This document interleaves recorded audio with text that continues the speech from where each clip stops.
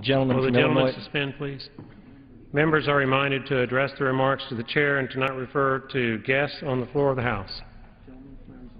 Gentleman from Arizona may resume. I thank the Speaker, and now I understand that the gentleman from Illinois would like for me to yield for a question. I would like to yield to the gentleman for a question. I just want to indicate that to Duncan's son that we're going to do everything we can to get him a baseball, even if his dad is a little slow this month. My question is about the balanced budget amendment. If the gentleman from Arizona would share with us how that would work. I've heard a number of members come down and talk about the idea that we're going to vote on it, that it needs to happen. But at least as I understand it, the interpreter of the Constitution obviously would be the federal courts, in that if Congress were unable to achieve a balanced budget in any fiscal year, that a lawsuit could be brought under the balanced budget amendment that would throw the process into the federal judiciary, allowing federal judges then to determine what constitutes balance or imbalance. If the gentleman would take some time to share with us how, from his perspective, that would work. Well, I thank the gentleman. I'll take a shot at that. First of all, as the gentleman knows, there are many different kinds of balanced budget amendments that have been proposed. One of the commonalities of most of those is that they require that our projected spending meet our projected revenues, what we believe is going to be our receipts for the coming year. Now, it is true that, as in all areas of the Constitution, that the federal courts have exhibited great arrogance in coming into the area of legislation and trying to legislate from the bench by dealing with these issues under the pretense of considering the constitutionality of these issues. The good news with a balanced budget amendment, there would be obvious language there that the courts would have before them that simply says that the Congress is required by the Constitution to balance our budget so that we don't deficit spend. Now, it is true that we're required in this body to have equal protection, for instance. We can't say that this one group deserves one protection and this one group doesn't. Every once in a while, the Supreme Court injects themselves into that debate, like they did in Roe versus Wade, let's say. They simply said that when it comes to protecting the unborn, that they weren't persons under the Constitution, and that we not only didn't have to protect them, but that we couldn't protect them. And that was arrogance beyond words. You know, every time across the history of humanity, when the German High Tribunal injected itself even into the tragedy of the German system, they said that the Jew was Untermensch, subhuman. And they took away their personhood, and the tragedy that followed is still one of the darkest stains on the human soul that I know of. And so, yes, it is possible that the courts could try to intervene in this process and try to distort it. But ultimately, the balanced budget amendment concept is very simple. It would simply say, like Thomas Jefferson said, that the federal government, apart from that, it simply would take from them the power of borrowing. Now, there was a balanced budget amendment that came before this floor about 15 years ago, and it received over 300 votes on the floor, many of them Democrat votes. I don't know how the gentleman from Illinois voted on that. That's not a question. I don't know. But that particular balanced budget amendment simply said that you could not deficit spend without a supermajority of votes that declared that there was either an emergency dealing with our national security or that there was an act of war on the table to where we were having to do things to make sure that we protected the national security of this country, which is priority one. But I would just say this, and I'll let the gentleman ask me one more question, and I'm going to yield to these other folks. I would just say this. Oftentimes, my friends on the Democrat side of the aisle say that a balanced budget amendment will require us to cut Medicare and cut Social Security and all of these things. And that presupposes that a balanced budget amendment will bring in less revenue to this government because of its constraints. Well, first of all, when we deficit spend, we're really just throwing the log up the trail. We're really not doing anyone any good in the long run because these programs become unsustainable over time. But here's the thing that I wish I could express and that my Democrat friends would do their own research and ascertain whether they think it's true empirically and in history. And that is, when we have a balanced budget amendment, when people believe that they can project forward and know that this government is going to be secure, and when they believe that we're not going to deficit spend and take a lot of the capital out of the private markets, and that we're not going to put burdens on the interest rates one thing happens very clearly. It drags more people off the sidelines. It drags more entrepreneurs into the system. It causes more people to put their capital at risk. It causes more people to put their lives and endeavors into an enterprise that results in productivity. And the fundamentals of all economy is productivity.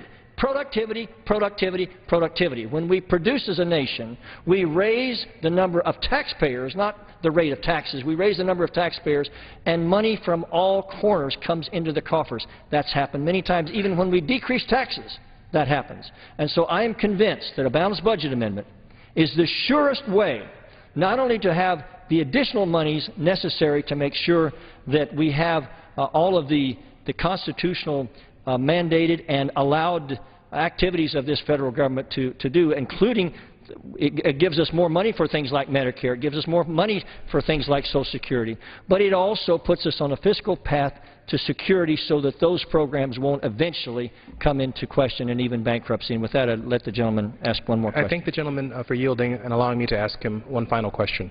Is there any concern that a balanced budget amendment would be legalizing the legislative process and politicizing the judiciary? And what I mean by that is all federal judges are obviously appointed by the President of the United States, and they go through a process in the Senate. Is there any concern that those federal judges could be queried over what programs they support, what programs they don't support, and therefore it stand as a basis for their own, if you will, politicizing the judicial process, which presently is not involved in the political process? And what are the ramifications, if you don't mind sharing with us? Well, I think the gentleman, you know, there's always these times when Democrats and Republicans can find common ground.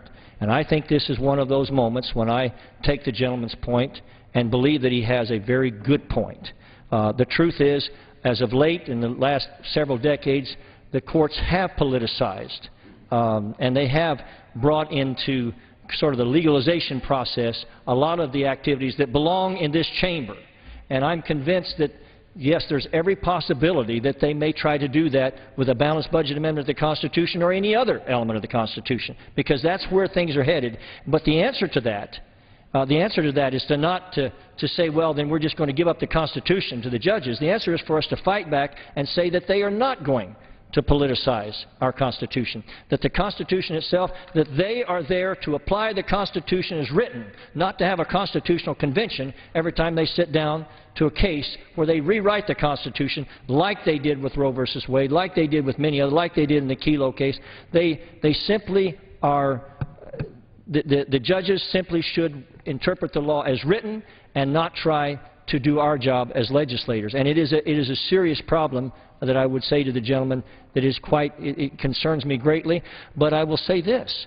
We're seeing judges do these things anyway in states. They're saying, apart from a balanced budget amendment, they're saying, well, you're not equally applying your appropriations in a particular area, and we hereby order you to appropriate funds to this or that particular issue or cause or department. And I say to the gentleman that there's nothing that frightens me more than turning this entire Constitution, this entire republic, over to an unelected judicial oligarchy. It's the most dangerous thing that we face because it abrogates the Constitution. And I would say this President has put people on the court that have no fealty or no respect for the Constitution whatsoever. I just had a case that I've been fighting for 14 years, and it went before the courts. It should have been a 9-0 case, but it was 5-4. Because these 4 justices were willing to say that every dollar in your pocket before you fill out a tax return was public money. Now, there was nothing constitutionally accurate about that, but they were willing to do it. So the gentleman is correct in being afraid of judicial activism and the judiciary injecting itself into the Constitution. But they've done that with all amendments, and at least with a constitutional balanced budget amendment, we have the words clearly, that we have at least the ability to fight back and say to the judges that they have no right to abrogate these words. And I hope that that makes a difference. And with that, I thank the gentleman for his questions, and I would yield to Mr. Langford at such time as he may consume. Thank you. I'm honored to get a chance to join in this conversation, which is really a conversation tonight about a topic that's a very big deal to a lot of people. I was 18 years old, and I remember sitting down with my mom working through how to be able to fill out the register on a checkbook and how to be able to balance it, because I'm getting ready to leave for college, and that becomes an essential characteristic of someone to be able to handle their finances when they walk away to school. And I can remember well sitting there and walking through money in, money out, all of that process. And it's such a simple process for us, so simple that when I talk to people back home in my district in Oklahoma, Republicans or Democrats, and I say, what is your opinion on a balanced budget amendment? This is not a partisan issue. Just flat out, when we get away from programs, when we get away from all the ideas, say, should we balance our budget every year? Should we live in balance? To a person, I run into people that say, yes, we need to balance our budget. Now, we get into conversations about the language, about exclusions, about all those things. Those are legitimate conversations that I think we should have with the American people. But in reality, they come back to the same thing. We should balance our budget. Now, I've seen statistics as high as 80% of the American people are interested in having a balanced budget amendment to the Constitution, and I think there are multiple reasons for that. Some of them are fiscal. If I went to the American people and I said, I could provide to the American people in our budget for social programs, for tasks, for agencies, for all of our entitlement programs, I could provide $220 billion more a year immediately into our federal budget. Everyone would say, great, how do we do that? I would say, we catch up on our budget and stop paying interest. Currently, we're paying $220 billion a year just in interest payments. Can you imagine what we could do with $220 billion more in our budget if we did not have such a large debt that we were having to maintain with so much interest? The other side of that is this debt is not forever. I interact with people all the time, and they'll say words like sustainable. The debt's not sustainable. The debt's not sustainable. When I ask people, what does that mean to you, to say the debt's not sustainable? Very often they'll just hesitate, and they'll think, well, I think it just means we can't do this forever. And I would smile and say, I would completely agree. We can't just keep borrowing this forever. But let me tell you what it means to me in this. At any given time in the world, there's only so much money at that exact moment. Now, we know that wealth shrinks and grows over time as investment happens. But at any one instant in the world, there's only so much money. And of that money that's there, there's only so much that's actually invested, whether that be in business or in bonds or in whatever it may be. You take that investment pie worldwide, and you've got a portion of it that's going to growing businesses, starting new businesses, investing in markets, investing in tasks, and then you've got another group of sovereign debt that are actually paying for countries and their debt. Now, there's only so much money that can be invested at a moment, and at some point, we start as a country taking on more and more money, which we're pulling out of the markets. We're actually slowing down our economy by requiring more and more money to come to us to pay for our debt. So at some point, we've got to stand up as a nation and say, if we continue taking on this debt, we are purposely killing the worldwide economy because we're taking money out of circulation and investment and pulling it into us. 49 states have some sort of structure for a balanced budget. We should do that as a federal government. It is a common sense thing.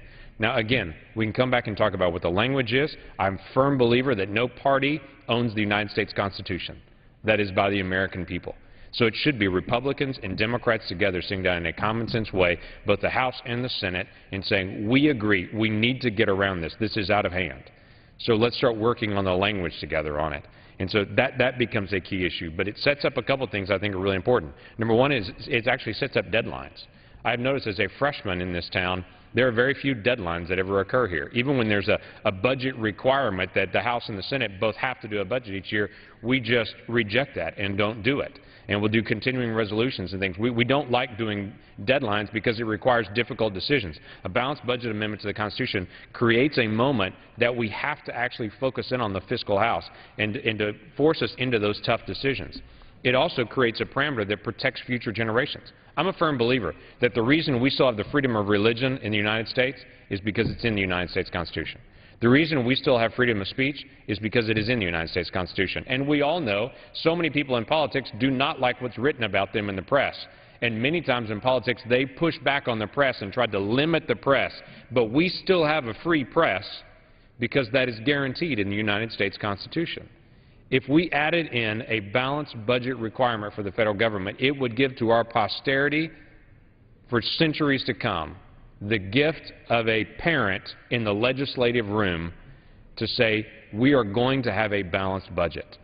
We are going to honor this. And at $220 billion a year, that we've been throwing around and wasting on our interest would actually come back to reinvest into our economy. It's the right thing for us to do. It will require difficult decisions, I'm very aware, but it's absolutely the right thing to do, and I'm so grateful for the gentleman from Arizona for leading out in a conversation on the House floor on this very important topic, because in the months to come, we're encouraging all of America around kitchen tables, around their workplace, around playing around and watching football, which I'm very grateful is coming in the next couple of weeks to finally start football season again, around these gatherings of people to start having the conversation. Do you think our nation should have a balanced budget amendment to the Constitution? Let's initiate a conversation that I think I know where the American people already are, but let's give it a shot and find out for sure where their legislators are, and so we can get that back out to the states and say, where are you and where are we as a nation? So I appreciate so much the gentleman from Arizona, and with that I yield back my time. And I thank the gentleman, Mr. Speaker. Mr. Speaker, I would just say, and listening to Mr. Langford's comments, that he is one great encouragement to many of us, because he is living proof that the cavalry have arrived, and that he is an example of why this debate has changed. And I'm very grateful for his presence in the United States Congress, and I hope he's here a very long time. And with that, I would seek to yield to the gentleman from Iowa, Mr. King, for such time as he might consume. And I might ask the Speaker what the time remaining is at this point. 11 minutes. The gentleman has about 13 minutes remaining. About 13 minutes remaining, so I'm hoping I can yield to the gentleman 8 minutes or something along those lines. I thank the gentleman from Arizona for leading on this special order, and all my colleagues that have come to the floor to raise the issue on the balanced budget amendment. And I wanted to just point a few things out as to where this sets. Now, the chairman of the Constitution Committee, standing before me, Mr. Franks, has presided over the shaping of a constitutional amendment requiring a balanced budget, and I certainly favor the one that was authored by Bob Goodlatte and marked up in our full Judiciary Committee. It took 3 full days, and those days spanned over a couple weeks period of time trying to find the time to get this to work out. And I want to express, Mr. Speaker, that a balanced budget amendment that's written by someone who doesn't believe in a balanced budget amendment probably isn't going to yield the result that we all want from that amendment. And you know, the worst-case scenario would be the drafting and the passage of a balanced budget amendment that would be the constitutional equivalent of pay-go.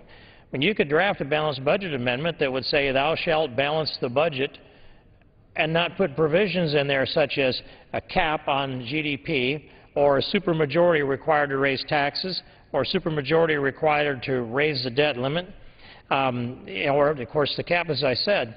And if it were just the barest of bones, the bare minimum of the definition of a balanced budget amendment, then that could be a balanced budget amendment that would allow a majority vote of the House of Representatives and a majority vote of the Senate to waive the balanced budget amendment. That would be the amendment equivalent of pay-go, pay-as-you-go, waive it, or raise taxes in order to calculate that you balanced it. So I would caution that we need to do a prudent job of promoting a balanced budget amendment and continually defining that balanced budget amendment to be something that gives us fiscal responsibility. And I'll go more deeply into this perhaps in a half hour or so, but I wanted to also add that this legislation that has passed through the House of Representatives today, and I'm as joyous and delighted that Gabby Giffords was able to cast a vote on this bill today as perhaps almost anybody in this place, save the folks that are closer friends and relation to hers. But what a day. What a day for this Congress to feel that emotion of her coming in this room and putting that vote up on the board, and to hear that cheer go up when that light turned green. We're on opposite sides of the issue, but as I said, it is a deep feeling of just great pleasure and gratitude and thanks that she can walk into this place and do that, or come into this place and do that. So, but here's a point I wanted to make, Mr. Speaker, and that is that if we do nothing, if we had not addressed this debt ceiling and dialed this spending curve down, in 10 years from now, this is what the lack of a balanced budget amendment will do. In 10 years from now, we would be, our national debt, our debt that we address today that's about $14.3 trillion, would be $28 trillion in 10 years if we just go along business as usual, and the and the projections of the March baseline are projected out for a decade, as we do. $28 trillion in debt. If we accept the, I'll call it the Boehner proposal that passed the House here today, because the numbers in it actually reflect the first Boehner bill of last Friday, then this bill that passed the House today, our national debt still, if this bill effectively turns this spending increase down and the way it's supposed to and the deficit down, we're going to be looking at $26 trillion in our debt anyway in 10 years by 2021, $26 trillion. So we've gone from, when we got up this morning, projections of $28 trillion in debt in 2021, 10 years from now, dialed it down to $26 trillion. If we just held the line on the Ryan budget, we'd have dialed it down to $23 trillion. And I'm not satisfied with that. When I see a budget that came out that balances in 26 years, now we've backed up some on that. I think we need to be stronger, not weaker. I think we need to step up and advocate and take these next few months and do all we can to sell America on the idea, selling the people that don't believe we should ever live under a balanced budget, that we must do so. And as I sat for those 3 days in the Judiciary Committee while we debated and marked up this balanced budget amendment that does these things that I've said, a 3/5 supermajority to waive the balance, or a 3/5 to raise the debt ceiling, or 2/3 to exceed the 18% GDP cap, or 2/3 to increase taxes, all of those things. And it requires the President also to offer a balanced budget, and it allows the balanced budget requirement to be waived if we declare war or a national emergency that's significant. Those things, if we don't do those things, then we end up in perpetual debt. And the people on the other side of the aisle that debated against a balanced budget amendment completely convinced me that they never want to live under a balanced budget unless it's the confiscation of all the wealth in this land and put it back through the money machine here in Washington. It would suppress the economy. It would starve and eventually kill the goose that lays the golden egg. $28 trillion is the projected, that's the projected national debt in 10 years. The bill that passed today takes it down to $26 trillion. Ryan took it to 23, but we've lost a little bit of that leverage here today. But the people on the other side, and the President has convinced me also, he never wants to live under a balanced budget and certainly doesn't want to have a Constitution that would order that that be so. And so what do the American people have to say about people who are committed to deficit spending in perpetuity? What do they think happens? Where do they think America goes if we take our hands off of the roll back on the reins and the spending goes on and we borrow the money to fill all the wants of the American people for now? And what happens to our children and grandchildren when they have to service that debt, or when the roof caves in, when no one will loan us money anymore and we become mega Greece? This has been an intense debate here all around this country. It came to a certain head today. It's a long ways from over. This is a start. It's not the end. It's just a start. I thank the gentleman from Arizona, and I yield back. And, Mr. Speaker, I thank the gentleman from Iowa. He happens to be one of my most beloved friends in this institution, and he is a true statesman. And, Mr. Speaker, sometimes I think it's important for us to examine that word statesman. You know, it's often said that a politician looks to the next election, whereas a statesman looks to the next generation. I so believe that that's important in this place. We need to realize, as the older men around here, that, as it were, that we need to plant shade trees under whose shade we will never sit ourselves.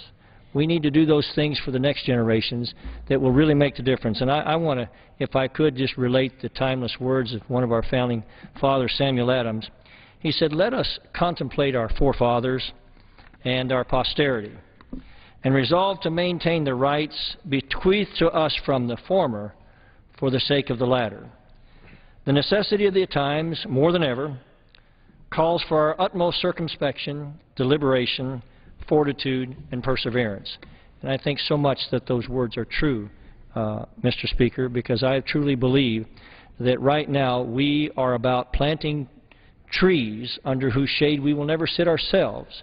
But I truly believe that if we work hard in these next few months to pass this balanced budget amendment, that we will do great things for this country and for its people, because oftentimes I find people see the balanced budget amendment as a way to constrain our ability to meet the needs of government.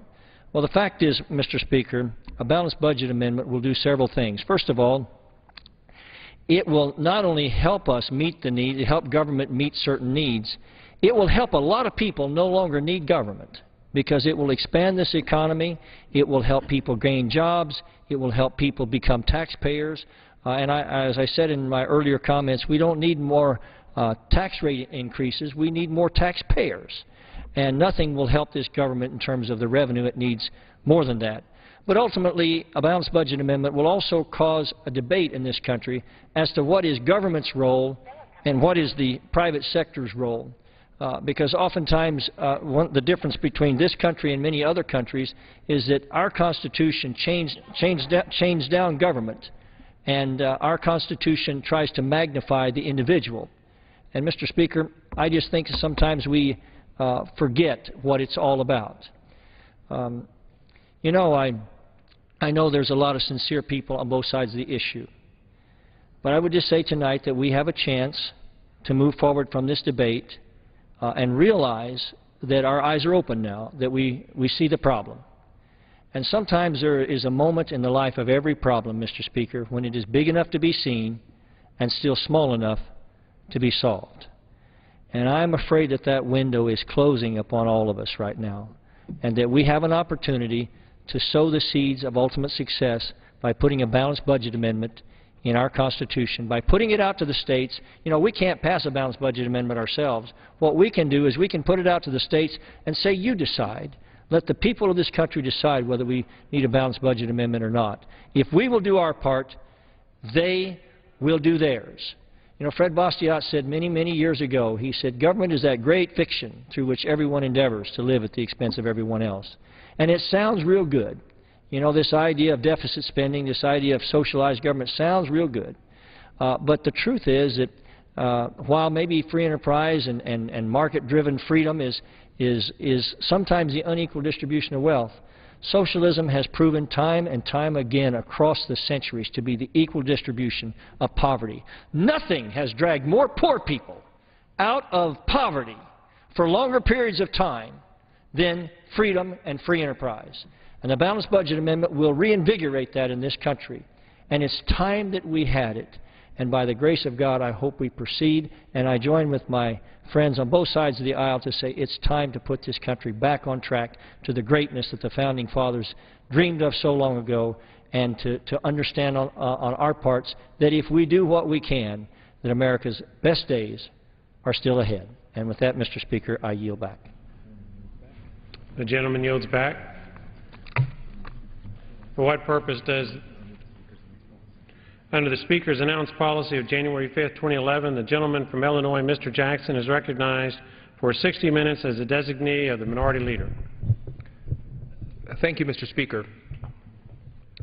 Mr. Speaker, tonight or in the very near future, I want everyone within the sound of my voice to read or reread Dr. Martin Luther King Jr.'s I Have a Dream speech, a speech that I usually refer to as his, and I quote, insufficient funds or bounced check speech. I've often thought, I wonder what Dr. King's speech would sound like if he were here today to give it. Well, I'm not presumptuous enough to pretend that I know exactly what Dr. King would say. I really don't. But I thought it would be challenging and interesting to go through his speech, change it as little as possible, but insert today's circumstances and my own thoughts on how I think Dr. King's speech might have sounded if it were given today. So that's what I propose to do tonight. After all, on August the 27th, we will dedicate the King Memorial here in Washington, D.C., the day before his historic anniversary of the I Have a Dream speech on August the 28th. As my colleagues have now departed this institution for the August recess to return to their homes far and near, I thought it would be especially appropriate that the final speech delivered after this very tumultuous debate would give reference and reverence to the extraordinary insight of Martin Luther King, Jr. I also thought, in light of the budget-cutting deal and the bounce check and insufficient funds deal that was passed today in the Congress, that would also be appropriate. So tonight I want to try and give what some might call an updated version of Dr. King's I Have a Dream speech and what it might have sounded like today. Again, I make no pretense that my paraphrased version of Dr. King's speech does his original version any justice. But the following is my paraphrased version of that speech after reflecting upon today's budget deal. Paraphrasing Dr. Martin Luther King Jr.'s I Have a Dream speech, and for those of you who are in your offices or listening to the sound of my voice, you might want to Google or go on the internet and actually find the true text of Dr. King's speech and actually compare it to my exercise. Especially in light of today's budget deficits, cumulative debt, the need to raise the debt limit, and in the context of the need to also fight for jobs, education, health care, housing, equal rights for women, renewable energy, fair taxation, and for the fundamental right to vote. Dr. King might have delivered this speech. I would have been happy today to join with those willing to take a balanced approach to budget cuts and revenue enhancements to bring about the greatest deficit reduction and debt reduction, along with the most massive full employment plan in the history of our nation. But that is not what the President and congressional leaders negotiated. 94 years ago, on September the 17th, 1787, 39 great Americans signed the U.S. Constitution as witnesses.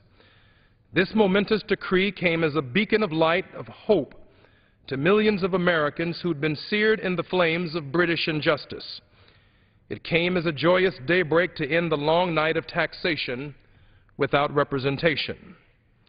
But 224 years later, the American people are not free of deficits and debt. 224 years later, the life of many Americans is still sadly crippled by the manacles of foreclosed homes and the chains of unemployment. 224 years later, many Americans live on a lonely island of poverty in the midst of a vast ocean of material prosperity. 224 years later, many Americans still languish in the corners of American society and find themselves as exiles in their own land. And so we were elected as President and as Congresspersons to end this shameful condition. In a sense, the American people are looking to our nation's capital, the President and the Congress, to be able to cash a check. When the architects of our republic wrote the magnificent words of the Constitution and the Declaration of Independence, they were signing a promissory note to which every American was to fall heir. This note was a promise that all Americans would be guaranteed the unalienable rights of life, liberty, and the pursuit of happiness. It is obvious today that America has defaulted on this promissory note insofar as many of her citizens are concerned. Instead of honoring this sacred obligation, Congress has given many Americans a bad check, a check which has come back marked insufficient funds. But we refuse to believe that the Bank of Justice is bankrupt. We refuse to believe that there are insufficient funds in the great vaults of opportunity of this nation.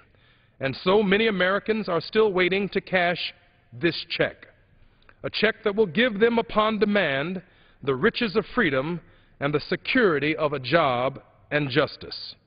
They are also looking to this President and this hallowed Congress to remind America of the fierce urgency of now. This is no time to engage in the luxury of cooling off or to take the tranquilizing drug of gradualism.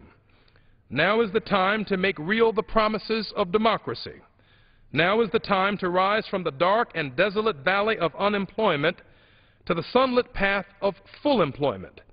Now is the time to lift our nation from the quicksands of inequality of income and wealth to the solid rock of economic justice.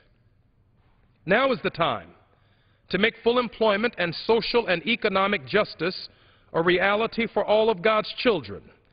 It would be fatal for the nation to overlook the urgency of this moment.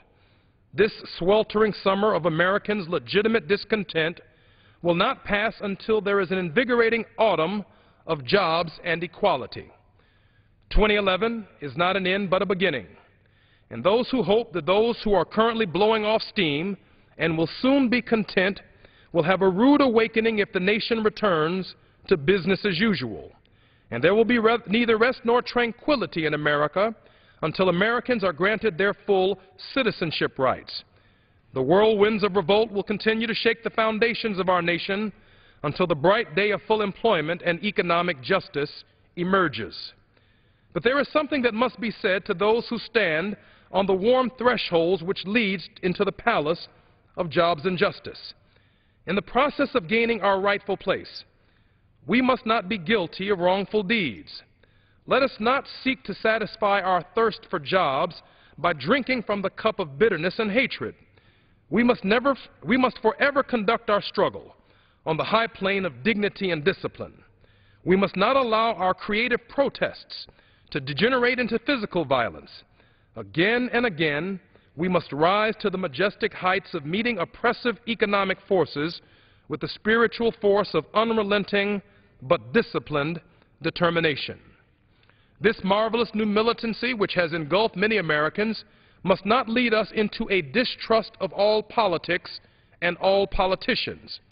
For some politics and politicians are committed to full employment, social and economic justice. And some politicians also realize that their destiny is tied up with this larger destiny. Some politicians have come to realize that their jobs as congresspersons are inextricably bound to Americans also having jobs. We cannot walk alone. And as we walk, we must make the pledge that we shall always march ahead. We cannot turn back. There are those who are asking the devotees of social and economic justice, when will you be satisfied? We can never be satisfied as long as the American people are the victim of unspeakable horrors of home foreclosures. We can never be satisfied as long as our bodies, heavy with the fatigue of travel, cannot gain a job at a livable wage. We cannot be satisfied as long as the education of Americans' children, leaving them incompetitive and uncompetitive in a new world market. We can never be satisfied as long as our health care system is ranked 37th in the world. We cannot be satisfied as long as one person in America cannot vote or one American believes they have nothing for which to vote. No, we are not satisfied, and we will not be satisfied until jobs and justice rolls down like waters and righteousness like a mighty stream. I am not unmindful that many Americans are experiencing great trials and tribulations. Some Americans are fresh from job rejections, and some Americans have been refused an adjustment to their mortgage, which has left their family battered by the storms of home foreclosures and staggered by the winds of homelessness. You have become the veterans of unearned suffering. Continue to work with the faith that unearned suffering is redemptive. Go forward in Mississippi. Go forward in Vermont. Go forward in Michigan. Go forward in Hawaii. Go forward in Oregon. Go forward in Florida. Go forward in the ghettos and barrios of our cities and in rural Appalachia, knowing that somehow this situation can and will be changed. Let us not wallow in the valley of despair, I say to you today, my friends. And so even though we face the difficulties of today and tomorrow, I still have a dream. It is a dream deeply rooted in the American dream. I have a dream that one day this nation will rise up and live out the true meaning of its creed. We hold these truths to be self-evident, that all men are created equal. I have a dream that one day on the red hills of Georgia, the sons of former slaves and the sons of former slave owners will be able to sit down together around a table of brotherhood where full employment, high-quality health care for all Americans, excellence in education for every child, and safe and sanitary affordable housing for every family is their natural experience. I have a dream that one day, absent the false excuse of sweltering deficits and debt and the heat of economic injustice, America will be transformed into an oasis of full employment, freedom, and economic justice. I have a dream that my two little children will one day live in a nation where they will not be judged by the color of their skin, but by the content of their character, and that voting will be as natural as breathing, and no trickery or legal obstacles will be thrown in their path. I have a dream today. I have a dream that one day over Michigan, over in Ohio, Illinois, and Indiana, with its wicked unemployment and suffering families, that one day right there in Michigan, Ohio, Illinois, Indiana, all of these families will be able to enjoy full employment, social and economic justice, and all will be able to join hands as brothers and sisters. I have a dream today. I have a dream that one day every valley shall be exalted, and every hill and mountain shall be made low. The rough places will be made plain, and the crooked places will be made straight. And the glory of the Lord shall be revealed, and all flesh shall see it together. This is my hope, and this is the faith that I go forward with every day. With this faith, we will be able to hew out of a mountain of deficits and debt a stone of economic hope and justice for all Americans. With this faith, we will be able to transform the jangling discords of unemployment and home foreclosures into a beautiful symphony of full employment and affordable housing. With this faith, we will be able to work together, to pray together, to struggle together, to go to jail together, to stand up for freedom together, knowing that we will be free and fully employed one day. And this will be the day. This will be the day when all of God's children will be able to sing with new meaning, "My country 'tis of thee, sweet land of liberty, of thee I sing, land where my fathers died, land of the pilgrim's pride, from every mountainside let freedom ring." And if America is to be a great nation, this must become true. And so, let freedom, full employment, and the right of private and public workers to organize into unions to protect their interests ring from the prodigious hilltops of New Hampshire. Let freedom and public education of equal high quality for all of America's children ring from the mighty mountains of New York. Let freedom ring and health care of equal high quality for all Americans ring from the heightening Alleghenies of Pennsylvania. Let freedom and a clean, safe, and sustainable environment ring from the snow-capped Rockies of Colorado. Let freedom ring with safe and sanitary and affordable housing from the curvaceous slopes of California. But not only that, let freedom and equal rights for women, for gays and lesbians ring from Stone Mountain of Georgia. Let freedom, fair, and progressive taxation ring from Lookout Mountain of Tennessee. Let freedom and the right and the ability to vote ring from every hill and molehill of Mississippi. From every mountainside, let freedom, social, and economic justice ring throughout America. And when this happens, when, my friends, we allow freedom, full employment, social and economic justice to ring, when we let it ring from every village and every hamlet, from every state and every city, we will be able to speed up the day when all of God's children, black men, white men, women, Jews, Gentiles, and Muslims, Protestants and Catholics, gays and straights, those who are whole and those who are handicapped, will be able to join hands and sing in the words of the old Negro spiritual, "Free at last, free at last, thank God Almighty, we are free at last." I want to remind everyone that I just finished giving my paraphrased version of what I thought Dr. King might have said had he been alive today and witnessed this debate, especially in light of the budget cutting, the insufficient funds, the bounced check deal that Congress passed on this day. I tried to remain as faithful as possible to the original speech, simply filling in my own thoughts and ideas in the current context, but I make no pretense to have done justice to the original version. Again, I urge my friends and my colleagues and all those who can hear my voice to read or reread Dr. King's "I Have a Dream" speech at your earliest convenience. Mr. Speaker, it is in this speech that Dr. King delivers the economic substance of his expectations of Democrats and Republicans in the Congress. America has issued all of us a bad check. It has come back marked insufficient funds, but we refuse to believe that the great vaults of opportunity of this nation are bankrupt. If we can spend billions of dollars to put a man on the moon, if we can spend billions of dollars on a war in Afghanistan, spend billions of dollars on a war in Iraq, spend tens of millions of dollars per week on a war in Libya, then, Mr. Speaker, this Congress can find enough money to put a man on his own 2 feet right here in America.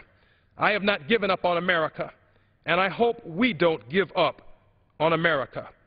Mr. Speaker, I yield back the balance of my time. Gentleman yields back his time. For what purpose does the gentleman from California rise?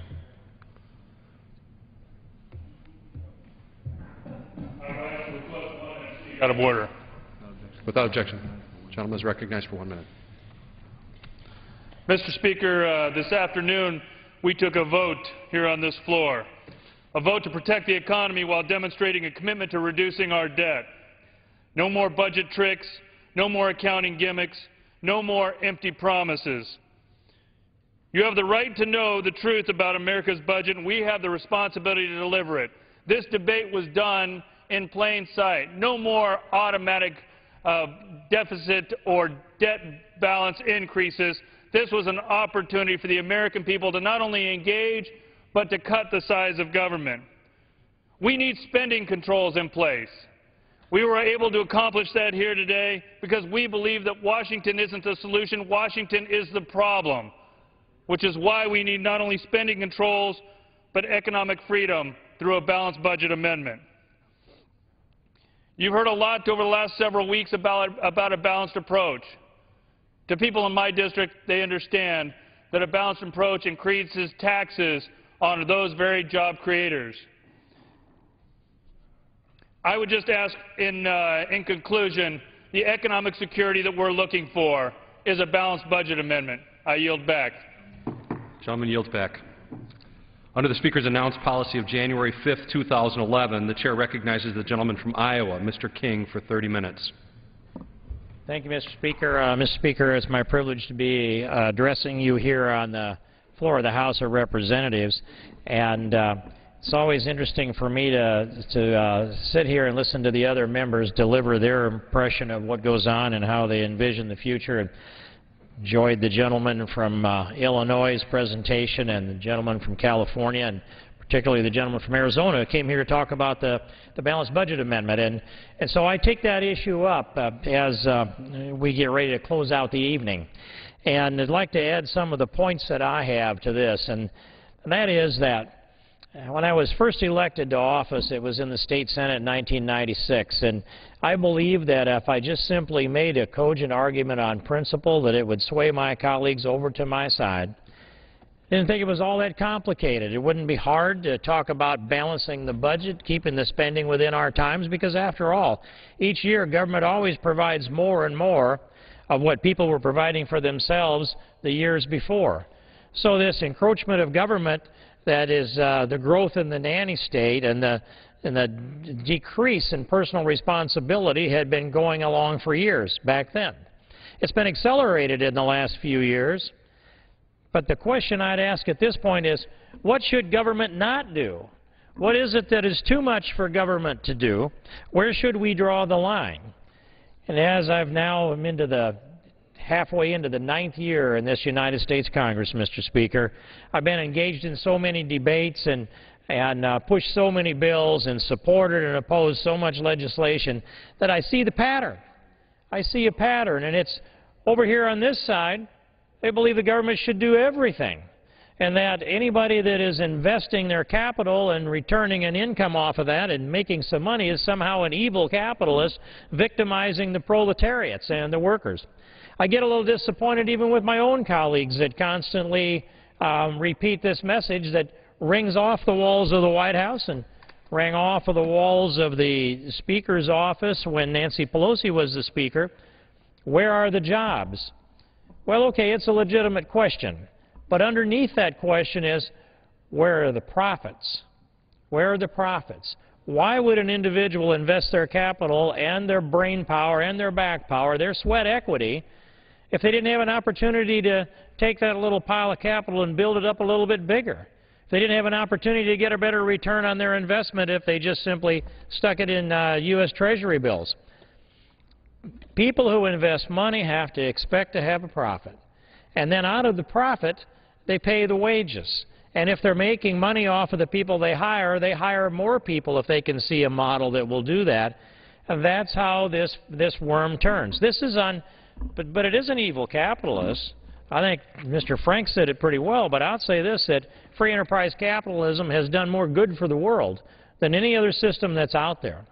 It has gotten people out of bed in the morning. It's kept them up late at night. It caused them to find another way to be more efficient. Competition makes us more efficient. And the desire to do well, sometimes just for the pure sake of the challenge of it all, that desire to do well drives many of us. And now, so the people that are out there creating jobs are doing so because there's a prospect for profit. That's where the jobs are. If the prospect for profit isn't there, if the degree of risk is not proportional to the potential for profit, they're not going to take the risk. It's that simple, Mr. Speaker. And over on this side, I hear sometimes just this lack of resolve that, yes, we ought to have a balanced budget and we need to get there, but it's just too soon to rush there. The resistance to the idea that we should take a look at this spending now and cut this spending now and get it under control now. When I first came into this Congress and swore in here on this floor in January of 2003, shortly after that I went over to the chairman of the Budget Committee and said, where's the balanced budget? 2003. And he said to me, we can't balance the budget. Why not? It's too hard. Why is it too hard? Because we have too many expenses, too many burdens. Don't you know? Don't you know, green freshman congressman in 2003, that we have been hit by the enemy on September 11th in 2001? Don't you know we had to create an entire TSA and put this huge security system up and merge together the Department of Homeland Security? Don't you know that we had to organize and deploy the military over to places like Afghanistan? Didn't I know that we were mobilizing to go into Iraq at that very time? That our expenses were too high? We couldn't balance the budget? We couldn't provide a balanced budget because it was too hard. It was too hard to balance the budget because our financial system had taken a hard hit in September 11th of 2001, and because we had a war to fight, actually two wars to fight, and because we had to create all of this billions of dollars worth of security so we could keep ourselves safe. And didn't I know that that was right on the tail end of the bursting of the dot-com bubble that was a false economy, that bubble that actually was a huge component in getting the budget balanced during those late Clinton years. That dot-com bubble had to burst because it wasn't built upon the ability to produce a good or a service and deliver it more efficiently, but it was built on the speculation that we could store information and transfer it more efficiently than ever before. And we could. But that didn't necessarily translate into the efficiencies that create profit. So the dot-com bubble burst. September 11th came. TSA was created. Homeland Security was created. Two wars were fought. And through all of that, we lost that sight of austerity. And I wish that President Bush would have said to us, tighten your belt. We are going to pay for this conflict, and we're going to pay for these tragedies that have happened to the United States of America by all of us sharing the sacrifice by tightening our belt, not by raising taxes on people that are producing jobs. But it didn't happen that way. And I made my arguments, and I made them every year. And I went through a lot to try to produce a balanced budget throughout those years. We never got a balanced budget that we could bring to the floor, not that balanced in a single year. But I will say, Mr. Speaker, during the height of the Iraq War, when things looked as bad as they could have looked, and about the time that George Bush was preparing to order the surge, about that period of time, we had a budget that came within $160 billion of balancing. $160 billion, Mr. Speaker. Now that $160 billion, how do I wish we would have found a way to tighten it down so we didn't have that deficit, that we could have balanced that budget in that year. We came very, very close. $160 billion doesn't sound close. It's close. It's really close compared to what we have today. And so the President offers a budget that nobody will pick up and vote for and support, but it's a $1.65 trillion deficit spending budget. $1.65 trillion. And I listen to people that will say to me, Republicans overspent. Yes, we did. I make that confession. But the overspending of $160 billion compared to the overspending of $1.65 trillion is 10 to 1 Obama administration versus the Bush administration. 10 to 1. And here we are now with a number that is greater than $3 trillion, maybe less than $5 trillion, and deficit that has been created by the Obama administration with no end in sight in his ass. And the President insisted that this Congress grant to him $2.4 trillion in unfettered debt ceiling increase. A clean debt ceiling increase bill, no strings attached, $2.4 trillion. Now that was irresponsible. And when you find yourself with a divided government like we have, this government would have gone in that direction in a heartbeat if Nancy Pelosi had still been the Speaker. I can tell you that if she would have been in charge, if Democrats would have had the majority here in the House of Representatives and Harry Reid would be running the shop down that hallway through there in the Senate, and the President asked for $2.4 trillion, there would hardly have been a debate, Mr. Speaker. Hardly a debate at all. They would have brought a bill under a closed rule down here to the floor with a limited amount of debate, and if they thought there was going to be negative publicity, it would have happened at the time of the night that the press was not going to be able to report it so that the American people would pay attention. And yes, it would have leaked out. It wouldn't have been a lid-on secret, but neither would have been with a great deal of fanfare. It would have been $2.4 trillion, rubber stamped by this Congress, House and Senate, and sent to the President for his signature, business as usual, and off we would have gone. And we would have seen ourselves then with a debt, or excuse me, with a national debt of, let's say $16.7 trillion, no question asked, no strings attached. That's what would have happened. But the American people rose up over the last couple of years, and they formed organizations around this country spontaneously. Project 912 organizations, Tea Party organizations, not by the dozens or the scores, by the hundreds, by the thousands, Mr. Speaker.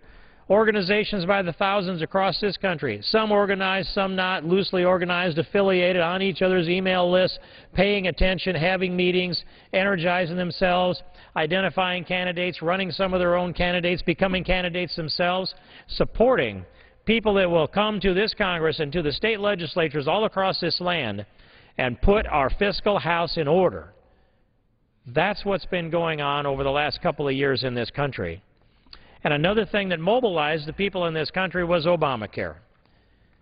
When the ruling troika at the time, I called it, that would be the Obama-Pelosi-Reid ruling troika, decided that they were going to force-feed Obamacare down this country, down the throat of this country, we saw tens of thousands mobilized to come to this Capitol, to surround this Capitol, to jam the Capitol, to keep it so packed that people couldn't get in or out so that they couldn't do business, demand, do not take American liberty. Do not nationalize the second most sovereign thing we have, which is our health, our skin, and everything inside it.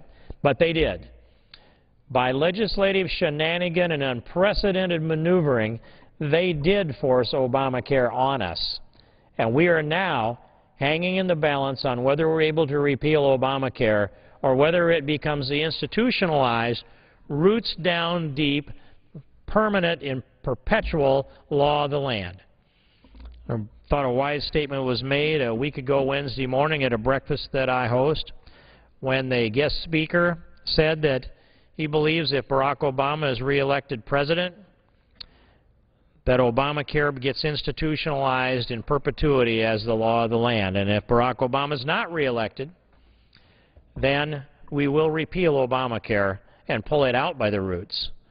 That's one of the big things that are at stake. And I have staked a lot of my efforts over the last 23 or so months in working to first defeat and then to repeal Obamacare. And when we passed the repeal here in the House of Representatives and the language that I drafted went over to the Senate, Shortly after that, some weeks after that, we took up the defunding of Obamacare, and we passed that legislation with the CR over to the Senate, where it was peeled off and voted down. But every Republican in the House of Representatives and every Republican in the United States Senate has voted to repeal Obamacare and has voted to shut off all funding to implement or enforce Obamacare. Every one. And it's been a bipartisan effort also to get those things done. That's a piece of this large deficit spending that we have. And people said, what does it take for you to vote for this debt ceiling increase that passed the House tonight? And my answer immediately is, just put the repeal of Obamacare and attach it to the debt ceiling increase, and I will salivate to vote for that. The first full 10 years in outlays for Obamacare is $2.6 trillion, according to the chairman of the Budget Committee. $2.6 trillion. So in comparison, it stays consistent with Speaker Boehner's standard of, we're going to have more dollars in cuts than we have in debt ceiling increase, a 2.4, or we're actually down around a 2.2 debt ceiling increase, compared to a $2.6 trillion repeal of Obamacare. I think is an okay bargain, because we get back our liberty. We get back the chance to manage our health care and purchase a health insurance policy of our choice, one that's created by the market, that's produced by the demand of the American people, and not one that's managed and defined by the bureaucrats in Washington. And, Mr. Speaker, just to give you an example of what goes on and how the oppressive nature of Obamacare, a socialized medicine proposal that decides what kind of policy we can have and what kind of policy we can't have. Now, that's a constraint that I just can't abide in a free country. If I want to buy a health insurance policy that has a $10,000 deductible, I want to do that. That's my business. If I want to buy a policy that has a 50% co-payment for the first $1 million, I want to do that. That's my business. I don't need nanny state telling me what I can and can't buy, but they do. And now they've concluded, as of a notice that came out today, that every health insurance policy in America that's approved by the federal government, that will be every one that you can buy under Obamacare, shall cover contraceptives, no co-payment, no charge, except it gets averaged across everybody else's premium. Contraceptives now will become, by edict of the federal government, a component of everybody's health insurance policy under Obamacare. Now think about that. We have people that are single.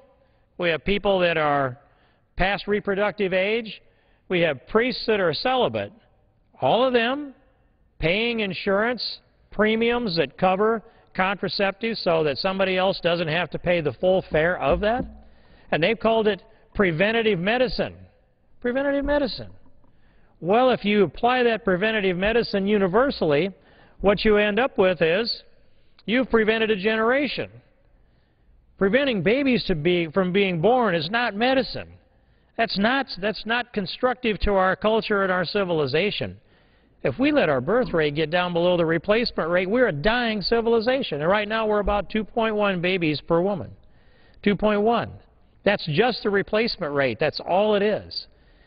And Teddy Roosevelt wrote about that, and it isn't committed verbatim to my memory, but he said that if any race that doesn't care enough about itself to reproduce itself will essentially become extinct. And he said, I, for one, will not lament their loss, and I shall welcome the advent of a new generation, a new group of people who will care enough to have their own babies. And now we have a federal government that has not just subsidized contraceptives, but has written an edict that every health insurance policy will include contraceptives because they consider it to be preventative health care. Now, none of us would have health to worry about if they prevented us, would we, Mr. Speaker? That is just, it is bizarre, it is Orwellian, it's not even counterintuitive. But that's an example of what's going on in this country today, and one of the reasons why we have to reverse the political power that's in the White House and in the Senate. And, Mr. Speaker, the $2.6 trillion in the first full 10 years of outlays of the Obama administration is a piece of this irresponsible spending that we've been involved in. And now with the administration driving that $3 to maybe as much as $5 trillion in unnecessary and irresponsible spending, and projecting this national debt that goes from $14 trillion on up to $16.7 trillion. Here's some examples of what we need to do to solve this problem. One, as I said, repeal Obamacare, rip it out by the roots, lock, stock, and barrel, pull out all of the vestiges of Obamacare without any particle of DNA left behind, so that it can't reproduce and grow back on us. We cannot let that happen. It's an unconstitutional takings of American liberty. It's got to go. It diminishes our vitality. It diminishes our future. It diminishes our American potential. Pulling Obamacare out by the roots is one big piece of the solution. Another big piece of the solution, Mr. Speaker, is to pass the fair tax, the national sales tax, to end the IRS as we know it, stop the punishment to people who are producing. We need people in the private sector that are out there creating a profit by their own nature of industriousness and intuitiveness and entrepreneurship. And we need to grow the private sector. We need to reward people for doing that. And instead, we punish them. Uncle Sam has the first lien on all productivity in the country, every bit of it. If you have earnings, savings, or investment, if you punch a time clock, if you have a passbook savings, if you have dividends or interest payments that are coming your way, or estate that's coming your way, or if you have capital gains that's coming your way, how about the rent check for an apartment complex that you might have invested in? How about the per acre rent on a farm? How about anything you might sell that you've produced, whether you've got a lemonade stand or whether you are the Donald? Uncle Sam is going to tax your productivity. He stands there by that time clock, day after day. And when you go to work on Monday morning at 8 o'clock and you punch the time clock, you hear that thunk, and his hand comes out of his pocket, and he holds it out. And you go to work, and each dollar you earn goes into his hand until Uncle Sam has enough to satisfy his appetite for the fruits of your labor. When that moment comes in that day, you punch the time clock at 8 o'clock. It might be 11 o'clock, it might be 11:30, it might be noon, it might be after lunch, that you've finally earned enough that Uncle Sam will put all those dollars you've earned in his pocket and walk away for the day.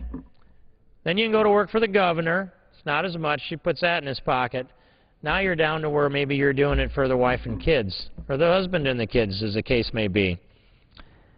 Not a lot left for us. But the next morning, that wolf's at the door again. And you punch the time clock again, and there stands Uncle Sam. And out comes his hand, and in goes each dollar you earn until he's satisfied, and he puts it in his pocket and he walks away. You do it every single day. And so why do people go to work when we have over 72 means-tested federal welfare programs that reward people for not working? Over 72 of them.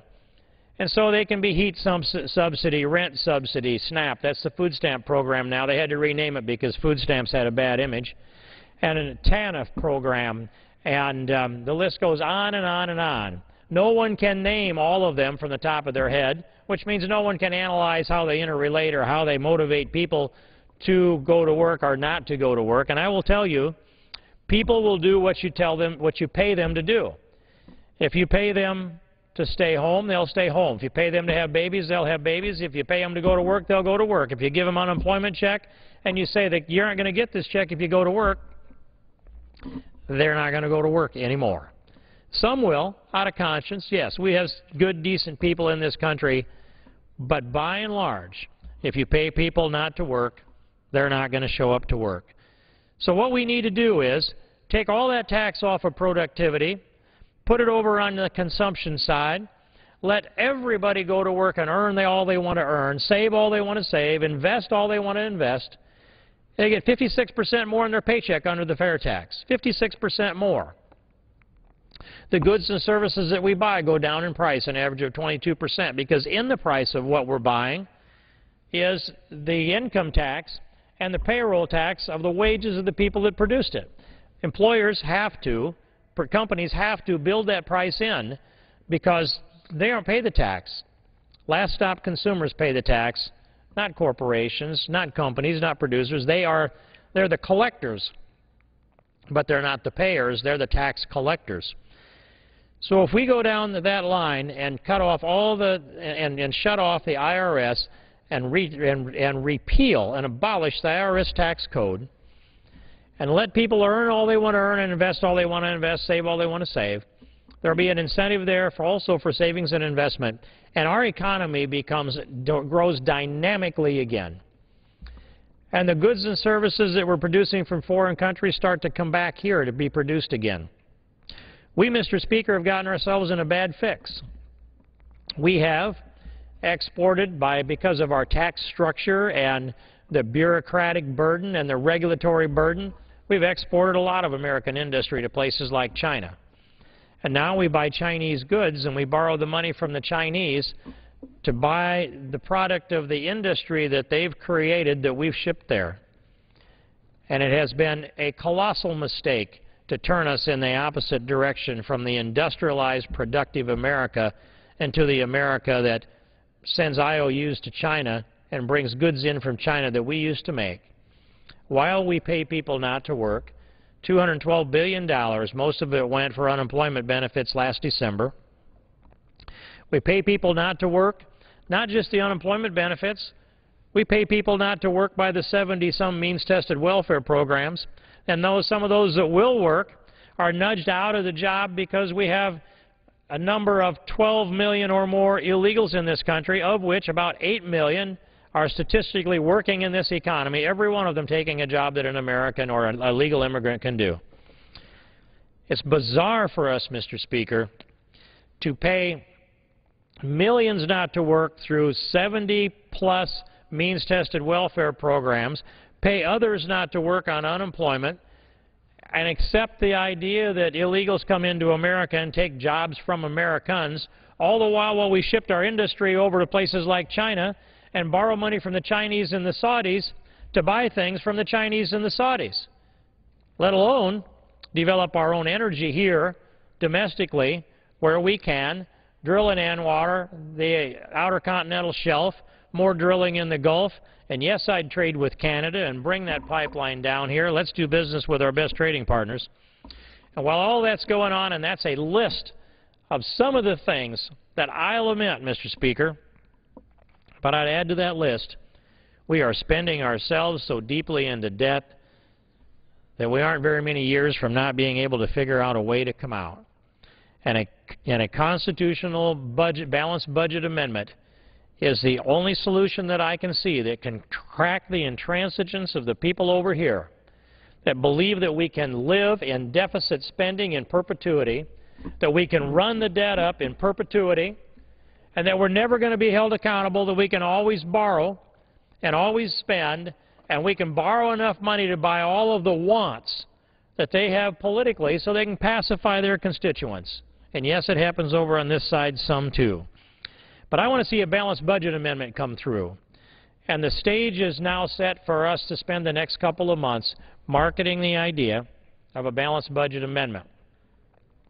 I want to see the balanced budget amendment that we marked up in the Judiciary Committee. It took 3 days to do so. Bob Goodlatte has drafted and introduced this balanced budget amendment. It requires that this federal government live under a balanced budget, and it requires that there be a 3/5 majority in both houses in order to waive that balance. So if the body here and there decides that we have to break that pledge to the balance, we have to vote to do so, 3/5, 60% supermajority. If we're going to raise the debt limit, it takes a supermajority of 3/5 to do so under the balanced budget amendment of Bob Goodlatte's. It requires that we spend below the cap of 18% of GDP, that we must not exceed an 18% gross domestic product cap. That's all the federal government can consume. We're up there now to that 23-point-something%. We've got to dial it down to the historic average of 18%. And if you want to increase, that's a two-thirds majority to spend above the 18% cap of GDP, and it requires a two-thirds majority to increase taxes. Those are all, Mr. Speaker, standards that we need to hold to in this Congress, and it's going to take a two-thirds majority in this Congress to send that balanced budget over to the Senate and on to the states. And I'll be working to see to it that that happens. And meanwhile, I just want to speak into the record that I voted no on this bill today that raised the debt ceiling. And I did so for a number of reasons. One of them is the standards that I have just put into the record for a balanced budget amendment are not written into the bill. So a balanced budget amendment might take any form. It might be a form that can simply be waived by a majority of the House and the Senate. Now that seems a little ridiculous, but I take you to that point because the definition doesn't hold us to any standard. I want to hold to the standard that I've just stated. Another thing is, this bill today does cuts as a condition to increase the debt ceiling, but those cuts are only $7 billion out of discretionary spending for the 1 year that we can control. That's 2012 fiscal year. The Ryan budget produced $31 billion in cuts out of the 2012 fiscal year in discretionary. $24 billion less cuts already. It shows we don't have the resolve to do the early cutting, only the promise to do the late cutting. So, if you have the late cutting instead of the early cutting, that means that we may not be held accountable down the line. Politicians want to push that off onto future Congresses. They don't want to go home and face the constituents in this time. And so I urge that we pass a balanced budget here out of this Congress. And we realize that we've taken a small step today. We've got to take big steps if we're going to get this country where it belongs. And I look forward to the day that I can say to my grandchildren, we did clear a path for you. We did do it right. We did get to a balanced budget. Now it's up to you to take this country to the next level of its destiny. Thank you, Mr. Speaker. I appreciate your attention, and I yield back the balance of my time.